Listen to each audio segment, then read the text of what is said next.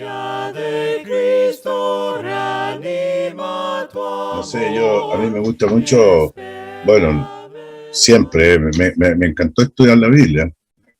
Yo creo que esa es una de las cosas porque el Señor me ha mantenido fiel y me dio esa oportunidad de poder estudiar la palabra de Dios.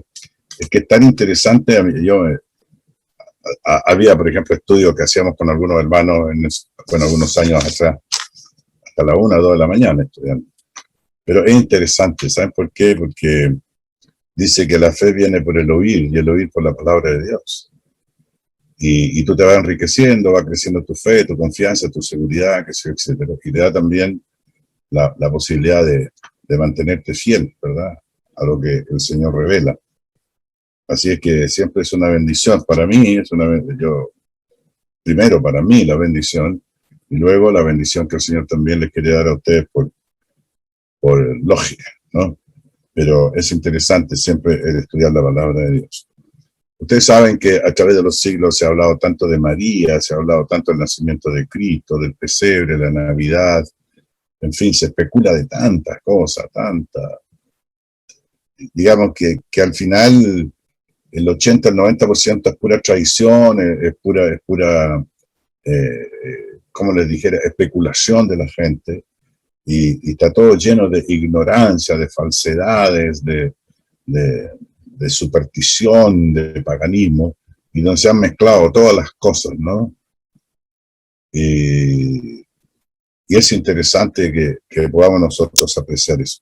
Hay otro libro que les quiero recomendar que se puede conseguir, que se llama Babilonia, Misterio Religioso, donde se hace un enjuiciamiento, digamos, a la iglesia apóstata, que resultó en la iglesia católica y después las denominaciones y eso, ¿verdad? Y van a encontrar mucha información que digamos que corre paralelo a las escrituras en el desarrollo de la historia de la palabra de Dios. Se llama Babilonia, Misterio Religioso. Tal cual, ustedes lo ponen ahí, va a salir, qué sé yo, etcétera. No es un libro muy grande, pero contiene mucha información valiosa, ¿ya?, sobre las plagas de Egipto, los dioses y todo ese tipo de cosas, y con todo lo que se tuvieron que enfrentar los israelitas. E igual que nosotros hoy día, nos enfrentamos, ¿verdad?, ante tremendas cosas, y desgraciadamente que tenemos que decirlo, o sea, nuestro afán no es pelear con nadie, sino tratar de, como hicieron Priscila y Aquila a Apolo, ¿verdad?, de instruirlo en la palabra del Señor un poco mejor, a pesar que él era poderoso en las escrituras, ¿verdad?, y elocuente. Y a veces los poderosos en las escrituras, los elocuentes, también pueden estar equivocados. Así que tampoco ustedes me tienen que juzgar a mí por lo que yo digo, pero a través de la palabra de Dios. Y no quedarse que Efraín dijo tal cosa, o qué sé yo, etcétera.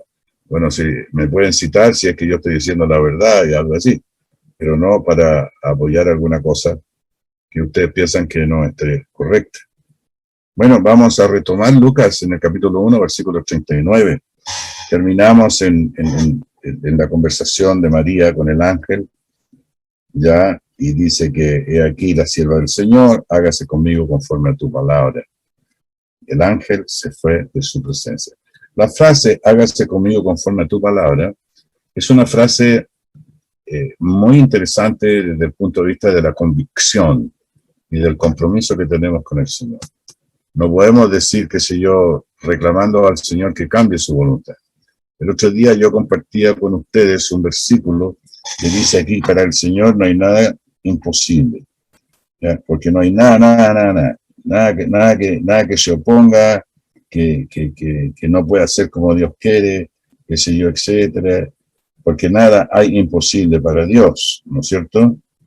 Le dice el ángel, qué sé yo, a María. Y este es un texto que se repite en las Escrituras varias veces.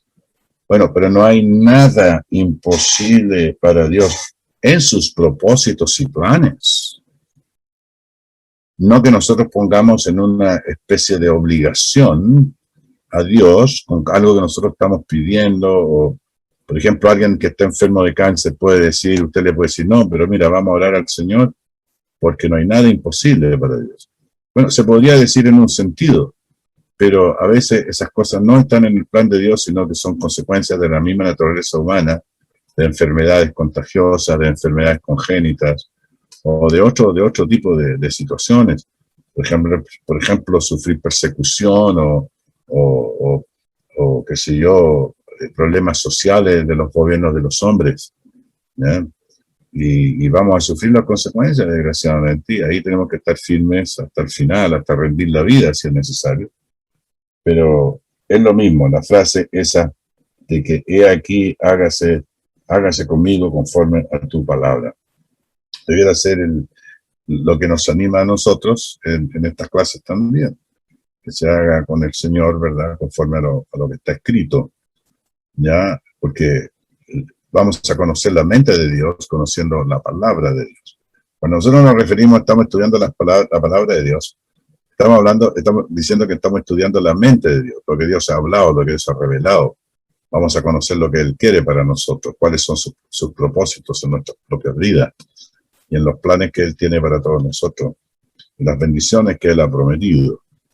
Les quiero contar una pequeña anécdota. Una vez yo dije a los hermanos, ya, esta es una hipérbole, es una de las figuras retóricas, ¿no? Como son la prosopopeya, la interrogación, la metáfora, qué sé yo, etc. Se llama hipérbole, una cosa exagerada. Jesús usó varias veces la hipérbole. ¿Se acuerda cuando Él dice que si tuvierais fe, como del grano de mostaza, diría ya esta montaña, échate a la mar y lo haría? ¿Creen ustedes que es así? No, es una hipérbole, es una exageración de lo que puede hacer la fe, ¿verdad? Ese es el propósito. Y yo dije que para que podamos alcanzar las promesas de Dios. Y alguien dijo, y dije yo lo escuché de otra persona, que había más de 170.000 promesas en las Escrituras. Entonces un hermano me llama la atención y me dice, ¿y usted está seguro? Mire, ahora que usted me lo plantea, yo le animaría a usted a contar las promesas. Si no son 170.000, me corrige, pues si son menos, son más. O sea, la idea era una hipérbole, ¿verdad? Una exageración para animar a los hermanos a confiar en la palabra del Señor. Y ahí están las promesas del Señor. Las promesas del Señor siempre se cumplen. El Señor no falla. El Señor de las Escrituras, el Dios Todopoderoso, Jesucristo mismo, ya no es Dios de decepción, no es Dios de mentiras, de engaño, de triqueñuela. No te pone palitos para que tú te tropieces y te caigas.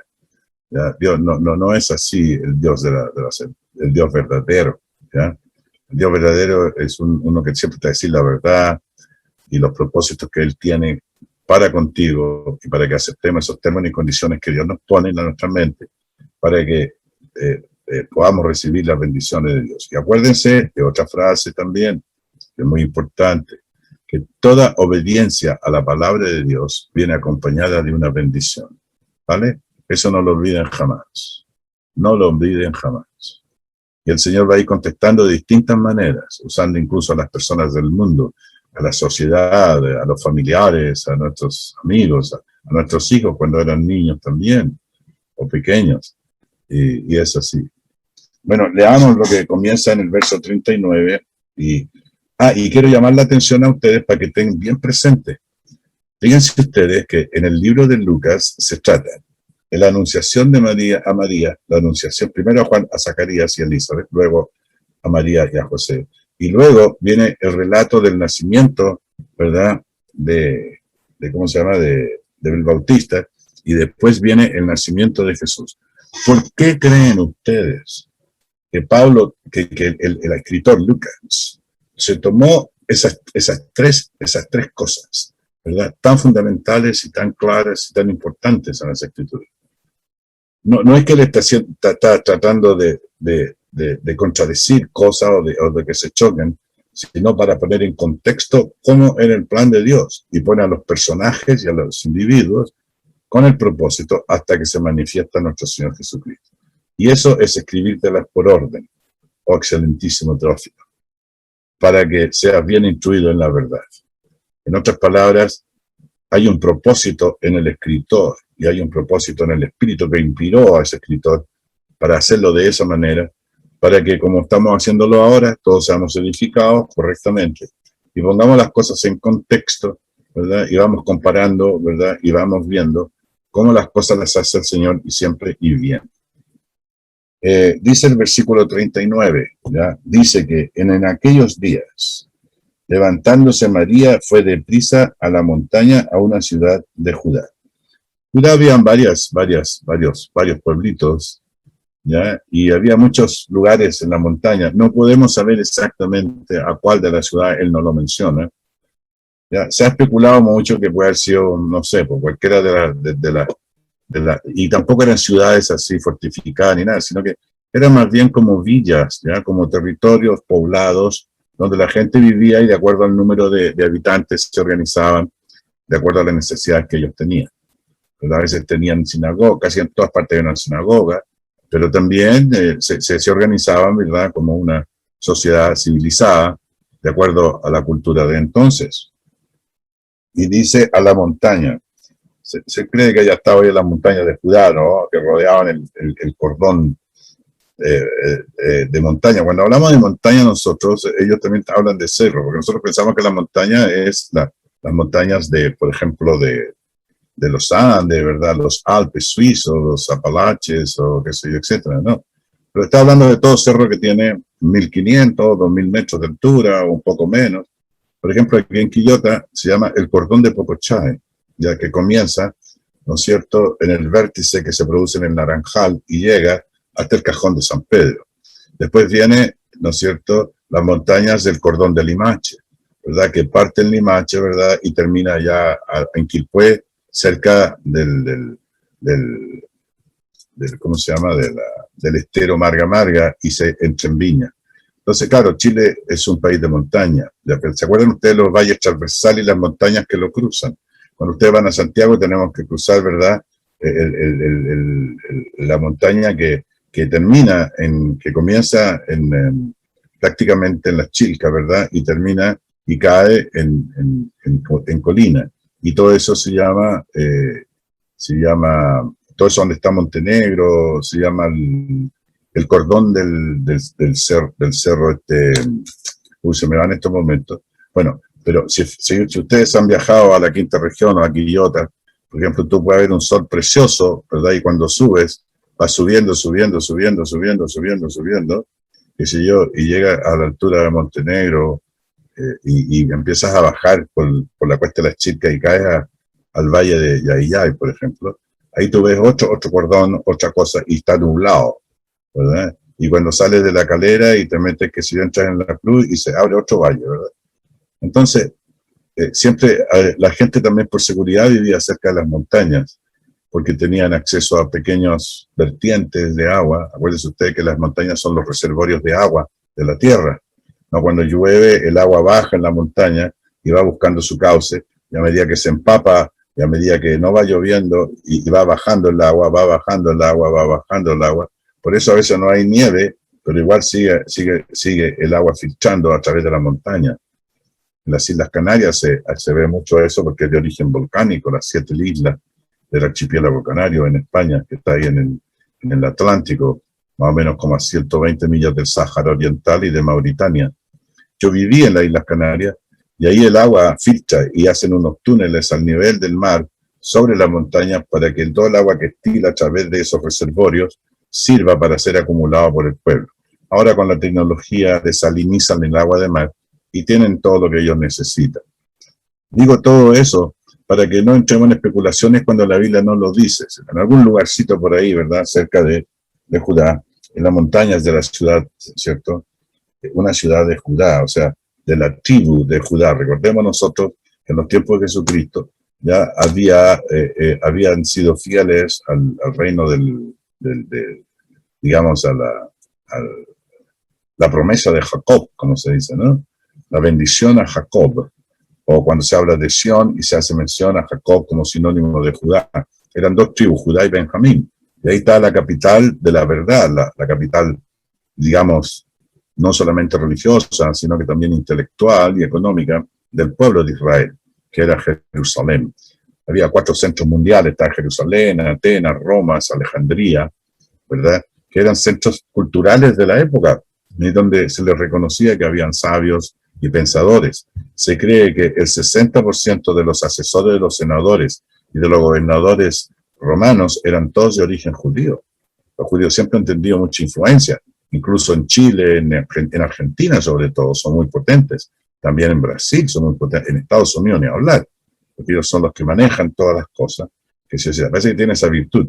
Y tenemos el ejemplo de José, que llegó a ser el segundo en el reino como faraón, y administrador no solamente de los recursos, sino que como administrador de Hacienda y de Economía y de todo lo demás, y fue uno de los grandes, ¿verdad?, dentro de esa ciudad, y era de origen judío, ¿no? José, el padre, uno de los padres del pueblo de Israel.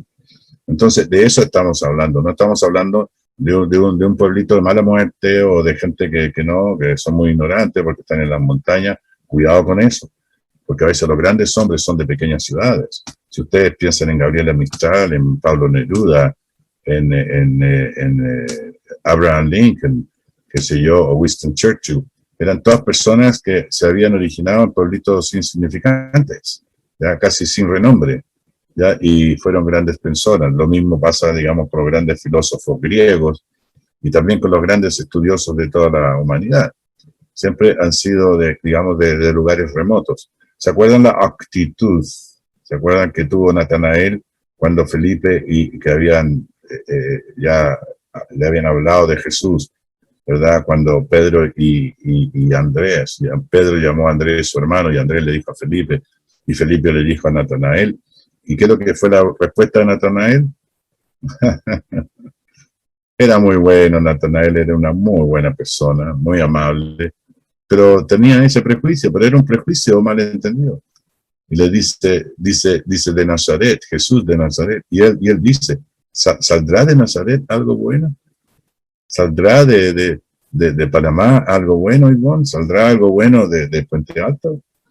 ¿O de La Calera? ¿O de La Serena?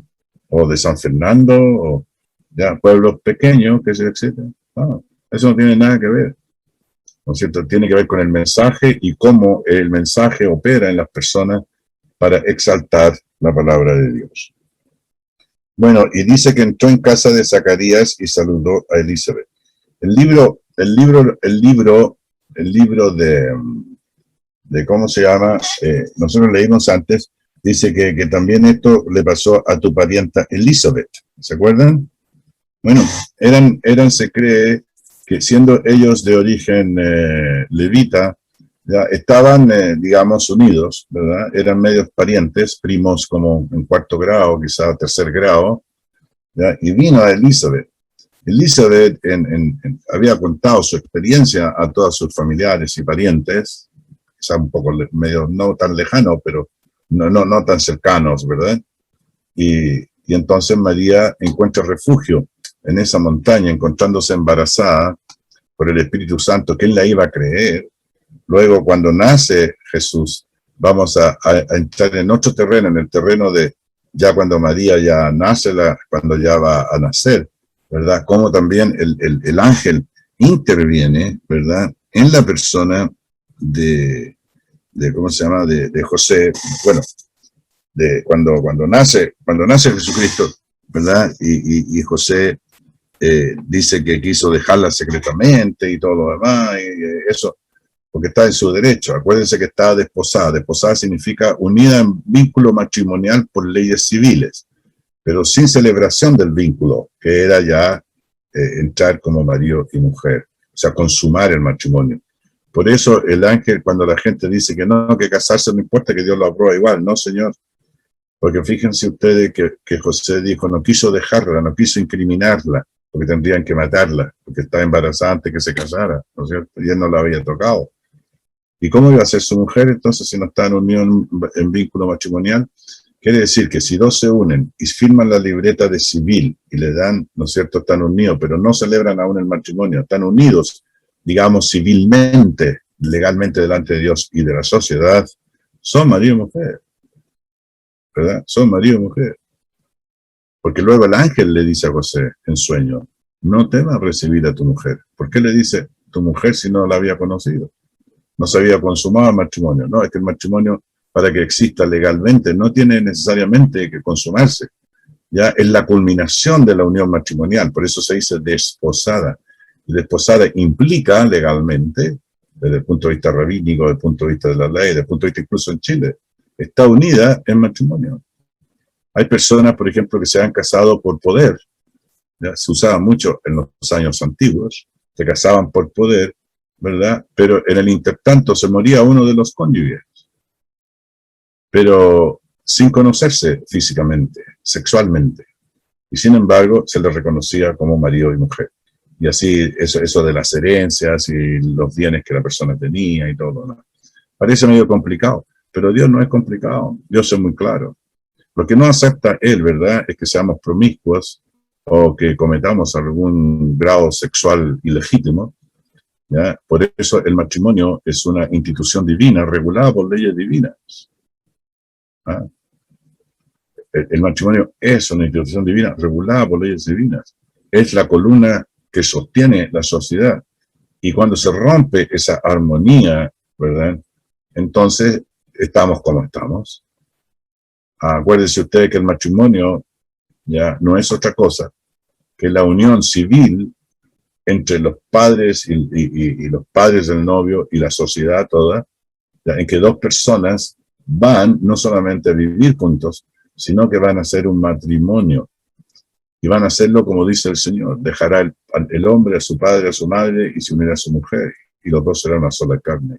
¿Qué es lo que es el matrimonio? El matrimonio, otra vez yo se lo decía a ustedes, me preguntaban a mí, bueno, yo no soy experto en matrimonio, me he casado una sola vez con la misma mujer. Una vez una hermana me preguntaba también qué pensaba yo del divorcio. Le digo, mira, no pienso nada porque no tengo ningún plan de divorciarme, de momento. ¿Ya? Entonces, tampoco podía opinar mucho con eso. Pero ¿qué es lo que es el matrimonio? Es cuando el hombre le entrega su alma a la mujer y la mujer le entrega su alma al hombre, y los dos ya no son más dos, son uno solo. Y por eso fracasa el matrimonio. Porque la gente no entiende cuál es su responsabilidad moral espiritual, ¿ya? Y solamente se mantiene en la cosa humana, carnal de esta tierra, que tiene que ver, ¿verdad?, con la cosa, con el deseo humano, por supuesto, con el atractivo y todo lo que ustedes quieren, ¿ya? Y a veces con los bienes que alguien tiene, y todo ese tipo de cosas, a veces también socialmente o comercialmente, o incluso matrimonios por arreglo político. Era muy conocido eso, las alianzas que hacían los reyes antiguamente. Por ejemplo, dice que Salomón se casó con muchas personas, ahí tenía 300 esposas y 700 concubinas, y dice, apartaron su corazón del Señor, y se perdió, pobrecito, seguro que se arrepintió después, no sé, si Dios quiera que lo haya hecho. Pero no eran matrimonios por amor, sino que eran por alianzas políticas. Ya, yo no puedo poner a guerrear contra mi yerno que está casado con uno de mis hijos, y así con varios reinos, ¿verdad? Pero no son las alianzas de ese orden las que Dios acepta, sino aquellas que están basadas en los principios espirituales y morales, y hay las promesas eternas que eso tiene para los seres humanos.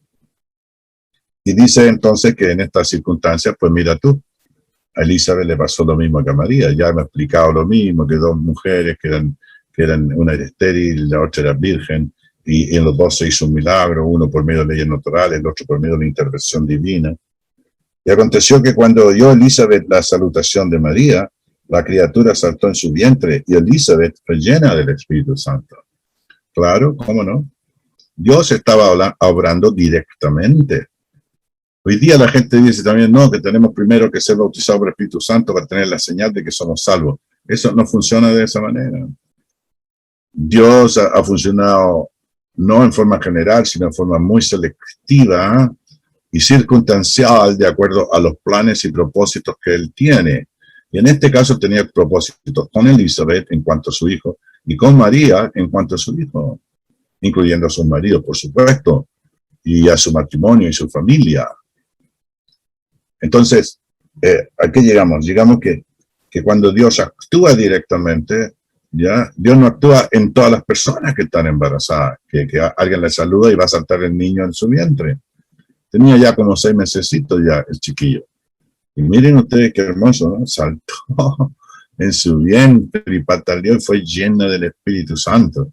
O sea que este Juan el Bautista fue lleno del Espíritu Santo, aún en el vientre de su madre también, transmitiendo todo lo que eso significa. No voy a hablar aquí ahora de lo que es, ¿verdad?, los hijos y lo que es ¿cómo se llama?, el embarazo y cómo se desarrolla el feto, la criatura dentro del vientre.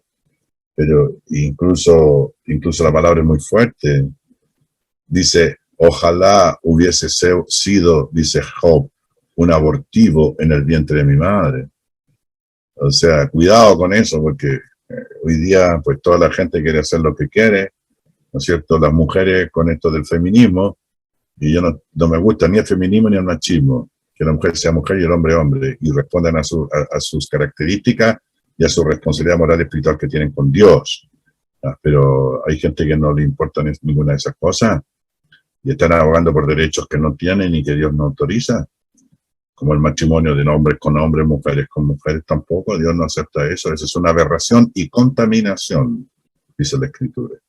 Bueno, dice, y el clamor fue lleno del Espíritu Santo.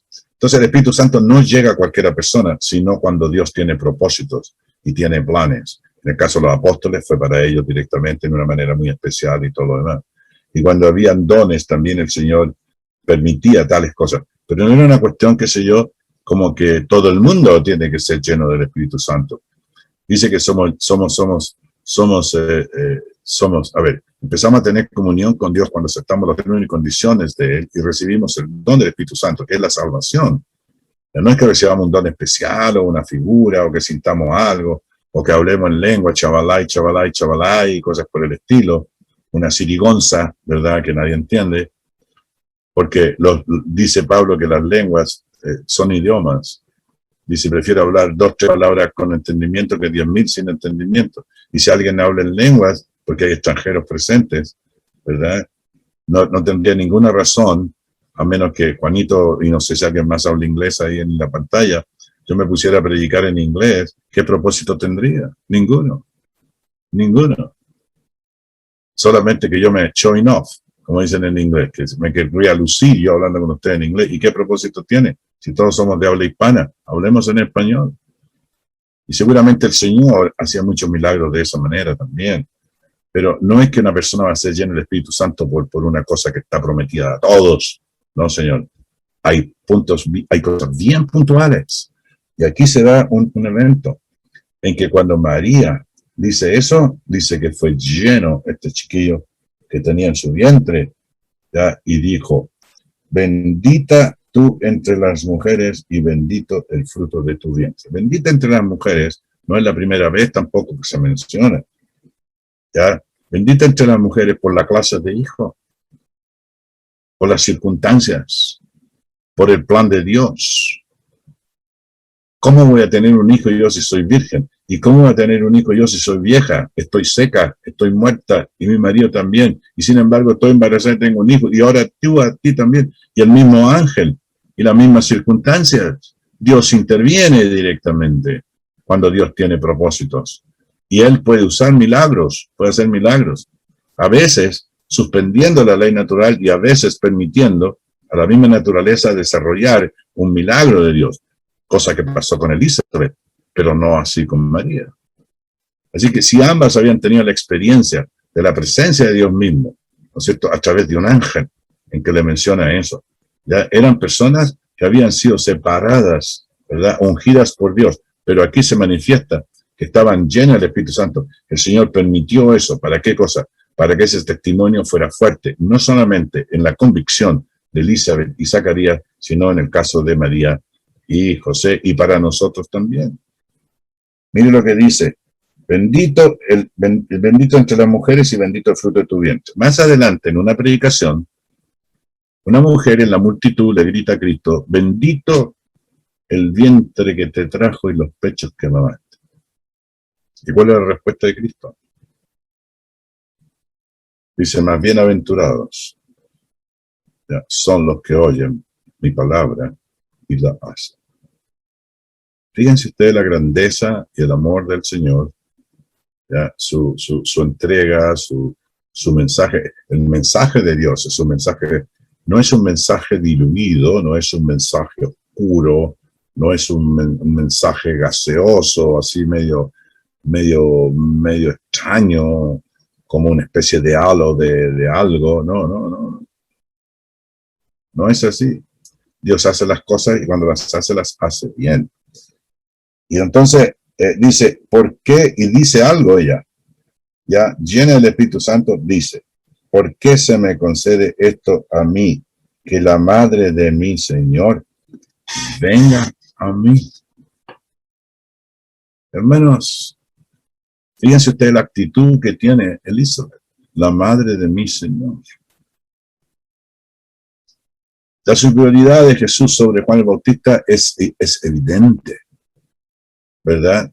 Aunque ellos fueron ambos escogidos por Dios para llevar el mensaje eterno, uno preparando el camino del Señor y el otro haciendo ya el camino, ¿no es cierto?, hacia la redención. Fíjense ustedes las características. Yo les di una tarea a ustedes, no sé si la hicieron o no, ¿ya? Eso queda en el fuero interno de ustedes. Hicieron una lista con las cosas parecidas de Juan y ¿cómo se llama? Y Juan el Bautista y Jesús, ¿ya? Incluyendo sus padres, su madre, todo lo demás, todo lo que pasó. Hay un paralelo tan simétrico, ¿ya? Tan simétrico entre Jesús, entre las dos familias y estos dos hijos que tuvieron, ¿ya? Que es increíble. El mismo ángel les habló, les dio el nombre. Las dos fue intervención milagrosa de parte de Dios.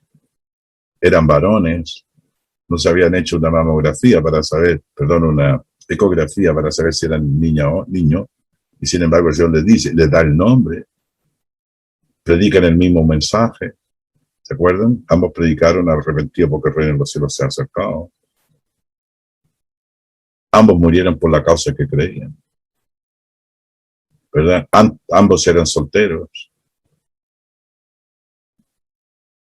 Ambos fueron predicadores de la palabra, del mensaje que recibieron de Dios. Dice Jesús, porque mi mensaje no es mío, sino de mi Padre que me envió. Y quiero que dice Lucas capítulo 3, capítulo 2, verso 3, creo que dice, no, capítulo 3, verso 2, dice, vino, y dice en el capítulo 3, versículo 2, dice, de Lucas, y siendo sumo sacerdote Anás y Caifás, vino palabra de Dios a Juan, hijo de Zacarías, en el desierto. Y estuvieron en el desierto también Jesús y Juan. Comenzaron su ministerio ahí en el desierto, y Cristo fue a 40 días al desierto y luego comenzó su ministerio. Juan bautizaba a Cristo también. Entonces, son tantos los paralelos, son tantas las cosas que a veces la gente se confundía. Hasta Herodes pensó que Jesús era Herodes que había resucitado. Ay, qué interesante. Para mí es muy interesante. Hay un texto que quiero que lo estudiemos un poquito, y es una cita que tengo yo aquí en mi Biblia, Mateo 22, 41. Mateo 22, 41.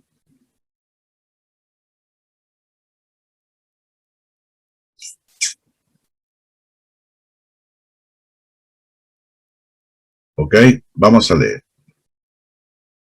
¿Alguien quiere leer, por favor, de la plataforma? Mateo 22, 41 hasta el 46. ¿Alguien que lea, por favor, si fuera tan amable? Dice, y estando junto a los fariseos, Jesús les preguntó, diciendo, ¿qué pensáis del Cristo? ¿De quién es hijo? Le dijeron, de David. Él les dijo, pues como David en el Espíritu le llama Señor diciendo. Lee bien, hermano, lee bien, porque es una pregunta.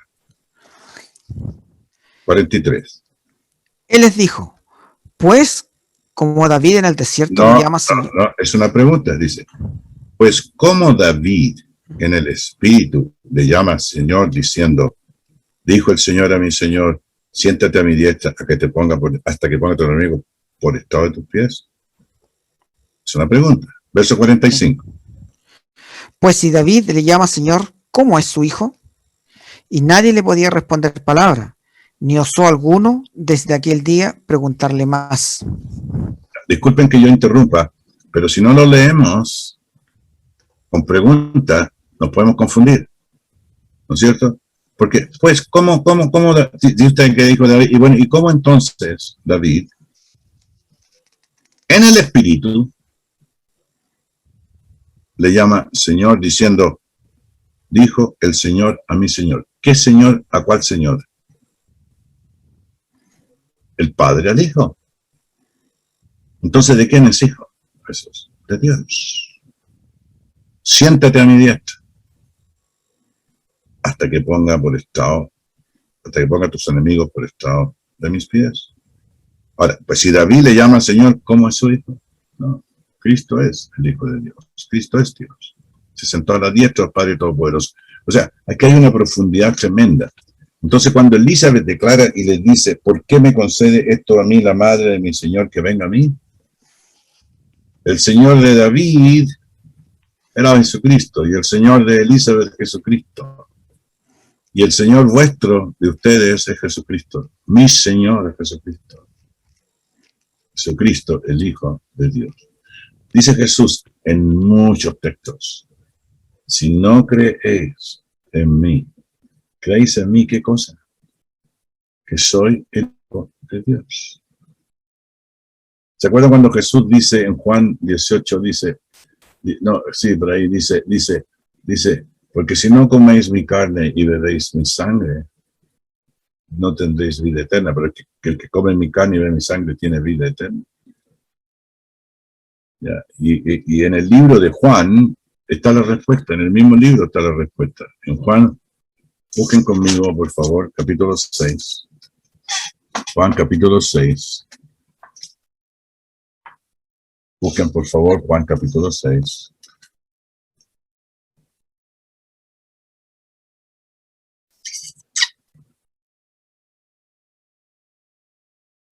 Espérense un poquito. A ver, Juan, capítulo 6.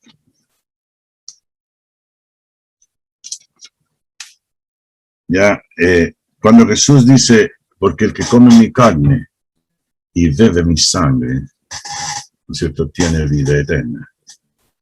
Él se dice, ¿de qué está hablando este? ¿Cómo que vamos a comer qué es comer? Ahora, le pregunto yo, ¿qué es comer la carne y qué es beber su sangre? Lean conmigo. Lean conmigo. Juan 8:35. Dice Cristo, porque el pan de Dios es aquel que descendió del cielo y da vida al mundo. Verso 33. Juan 6:33. Juan 6:34. Le dijeron, Señor, danos siempre este pan. Jesús le dijo, yo soy el pan de vida. Ok, ¿quieren tener vida eterna? Bueno, aquí viene la explicación. Número 1. El que a mí viene nunca tendrá hambre. El que a mí viene. El que viene a Cristo, a escucharle, al oírle, a estudiar de él, a aprender de él, no tendrá hambre nunca. Y hambre tiene que ver con comer el pan, ¿verdad? El verbo comer y hambre están relacionados, ¿verdad? El hambre y el comer están relacionados. Y luego dice, y el que en mí cree, no tendrá sed jamás. Hambre, pan, sed. El que come mi carne y bebe, está sediento del conocimiento de la manifestación gloriosa de Dios en Cristo Jesús. El que en mí cree. El que viene a Cristo es como comer el pan, y el que cree en él es como beber su sangre. No tendrá sed jamás. ¿Qué significa, verdad, esta frase? Y el que en mí cree. ¿Cree qué cosa? ¿Cree qué cosa? Que es el Hijo de Dios. Tenemos que venir a Cristo con nuestra mente abierta, escucharle hasta que ese alimento, esa comida, esa hambre de verdad, de justicia, de revelación, de conocimiento, produce en nuestra mente el obedecer.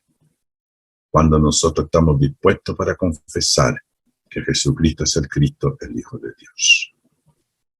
Sí, bueno, voy a terminar en el verso 44, ¿ya? Para que quedemos ahí, qué sé yo, etcétera, hoy día. Hoy ya estamos a 27. Oye, yo no sé qué pasa. En mi mente, yo no sé si a ustedes se les ve largo o no, pero a mí se me ve cortito ya. Será porque hablo demasiado. Voy a tratar de ser más breve. Pero no importa que pasemos aquí los próximos 5 o 6 años juntos estudiando sobre la vida de Jesús, ¿verdad? Y dice, porque tan pronto como llegó la voz de tu salutación a mis oídos, la criatura saltó de alegría en mi vientre. Hermanos queridos, el relato de la palabra de Dios no está lleno de cuentos, de mitos urbanos, de supersticiones, de asociar todo este relato a conceptos paganos, sino a palabras sencillas y claras. Y esas palabras fueron las mismas palabras que Jesús más tarde le predicó a la gente. Y llegaron esa gente a creer en Dios. Hoy día lo que más necesitamos es confiar, creer, aceptar a Jesucristo, vivir por su vida. Pero tenemos que ir aprendiendo estas pequeñas cosas, estos tips, como dicen ahora, que nos van a ir poniendo en la senda correcta, ¿verdad? Para que nuestra fe crezca y nuestra convicción sea, pero firme, fuerte, decidida, y podamos transmitir a otros este mismo pensamiento. En el verso 45, hasta ahí vamos a llegar, hasta el 27. Seguimos la próxima semana, si Dios quiere. Y les quiero dar a los hermanos que están ahí, hay un sermón aquí que yo tengo, que se llama Bienaventurada la que creyó. La Virgen María, bienaventurada la que creyó. Es un sermón muy bueno. Está hechito el sermón todo entero. Y tengo todas las citas, todos los salmos y la escritura que citó María. Llena del Espíritu Santo, María profetizó y predicó el Evangelio. Predicó la palabra de Dios. Y para que le tomen gustito, dijo María, engrandece mi alma al Señor y mi espíritu se regocija en Dios mi Salvador. Quiere decir que María, Jesús es Salvador de María también.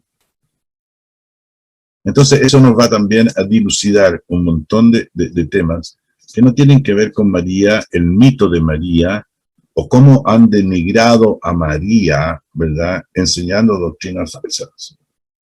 María era una sierva del Señor. Hágase contigo conforme he aquí la sierva del Señor, hágase como tú quieras. Luego profetiza, dice, se refiere a Cristo como su Salvador. Luego cuando vienen a afligir a la gente a pedirle ayuda, dice, no, hace todo lo que Él diga. Luego cuando quieren poner en otro pedestal a María, Jesús le dice, no, más bienaventurados los que oyen la palabra de Dios y la creen. Entonces, para que pongamos a María en el... Yo soy muy mariano, a mí me encanta María.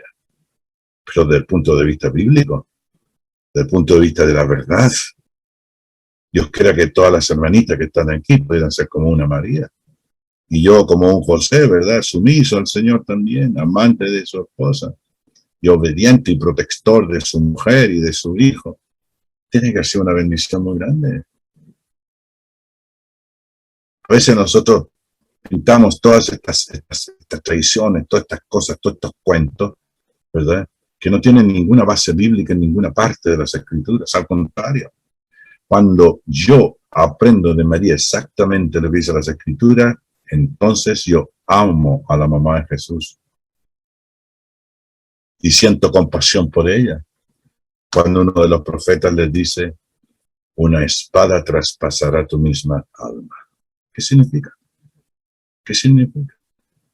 ¿Qué significa para una madre que ha parido un hijo, que va a tener un hijo, y que el Espíritu Santo le dice lo que va a hacer y todo lo que padeció y todo lo que sufrió la pobre? Porque era su hijo, le hacía la ropa, le hacía la comida, lo amaba. Ella tenía su familia con José, tuvieron nuestros hijos. Eso no impide que haya sido ella, ¿verdad?, la madre de Jesús. Simplemente fue, como dicen hoy día los modernos, una madre de alquiler, pero en la esfera celestial, en los propósitos eternos de Dios. Vamos a amar a María, como Jesús la amó. Pero Cristo es nuestro Salvador, nuestro Redentor. Que el Señor les bendiga. Gracias por su fina atención.